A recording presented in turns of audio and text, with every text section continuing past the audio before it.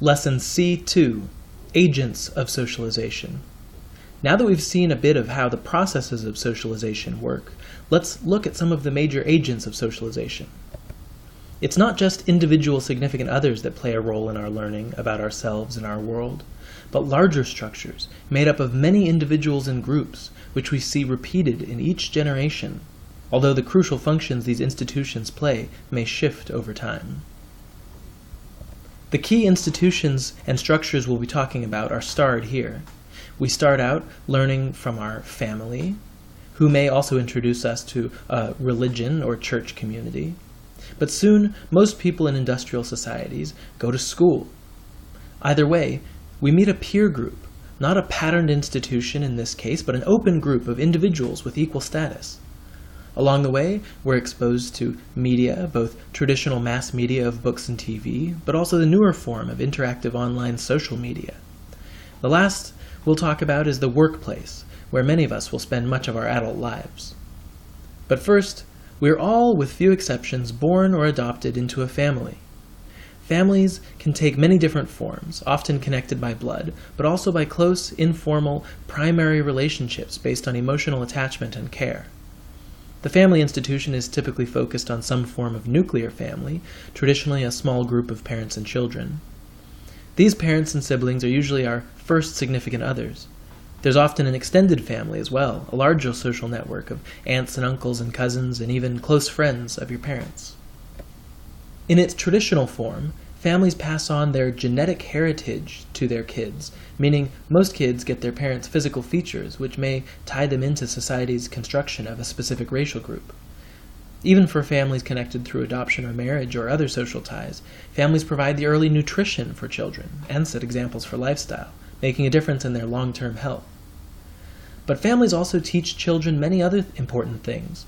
Imitating our parents teaches us language, and it is their particular ethnic culture and language that they pass on, not necessarily those of the dominant culture of your society.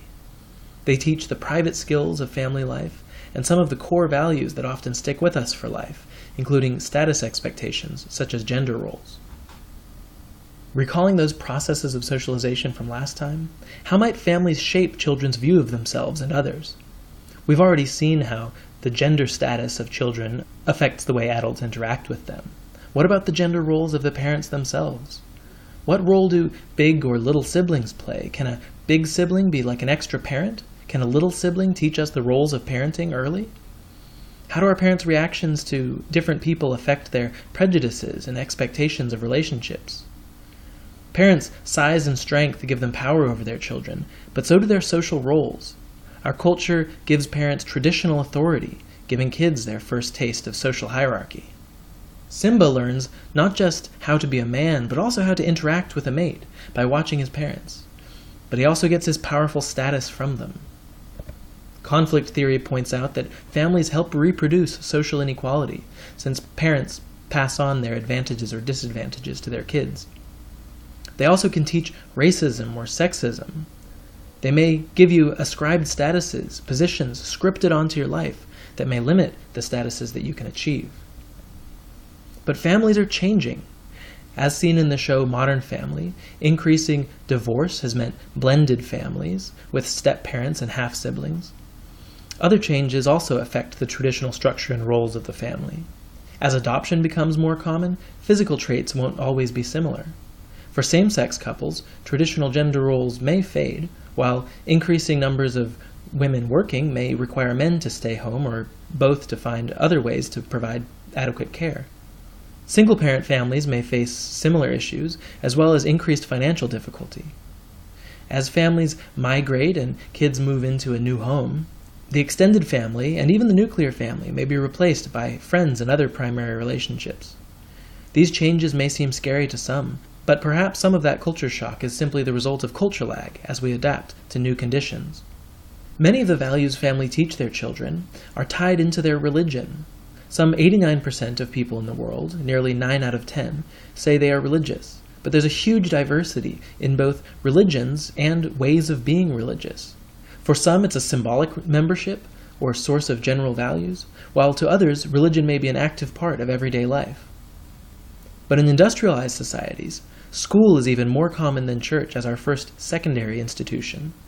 In schools, we encounter more distant and formal secondary relationships. Hopefully, students get to know each other and their teachers, but the students are there to share the activities of learning, while teachers are there to do a job and must maintain a professional role in interaction with students. The education institution continues the role of parents in teaching kids language and cultural norms and values, but in general is focused on a more formal language of the dominant culture of society and values and skills related to public life. Schools at best help people become successful citizens. Those manifest functions of schools aren't their only lessons, though. Schools also teach a hidden curriculum of obedience to the rational legal authority of government and the workplace. This includes not just the norms of quietly doing what you're told for hours on end, but also the values of working for the rewards authorities give, whether grades or paychecks. Public education also developed as a way to assimilate immigrants into the dominant culture. But schools aren't all the same. Schools in poorer areas, like the families that send their children there, tend to have less resources than schools in wealthy areas. Also like families, studies have shown some common differences in the methods and values of schools. Poorer schools often focus more on that hidden curriculum of blind obedience and learning via memorization, while wealthier schools often allow more independent learning, communication, and creativity. Studies have shown that whatever method of discipline, it can be ineffective or damaging if not based on clear communication of expectations and behavior.